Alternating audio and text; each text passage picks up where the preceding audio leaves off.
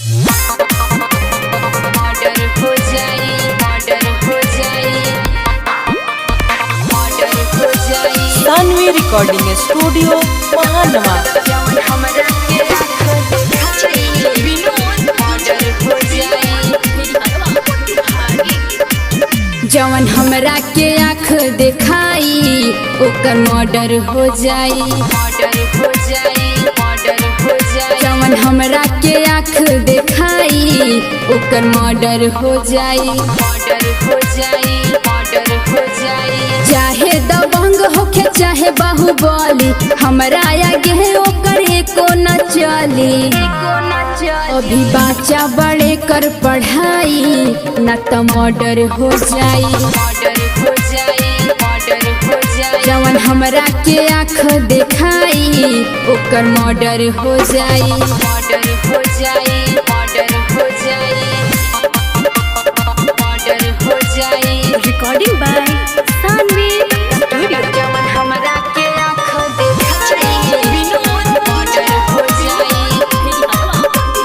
तेरे ना ठीक लागे हाथी के झुंड में, अभी ते बाड़ सुन तो नारे मुंड में,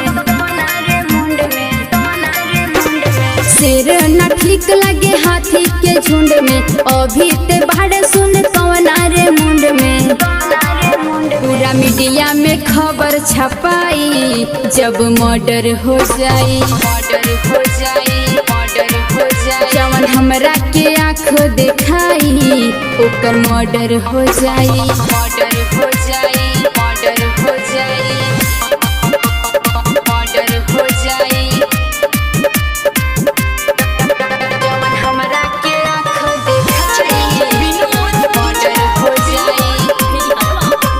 लइके बुझी जानी सोची है नादान रे, ठोके सलामी अंसुआ बचन रे, ठोके सलामी अंसुआ बचन रे। लइके बुझी जानी सोची है नादान रे, ठोके सलामी अंसुआ बचन रे। चिका से जे करी लड़ाई ओकर मर्डर हो जाई, मर्डर हो जाई, मर्डर हो जाई। जवन हमरा के आँख देखाई ओकर मर्डर हो जाई, मर्डर हो जाई, मर्डर हो जाई। Saanvi recording studio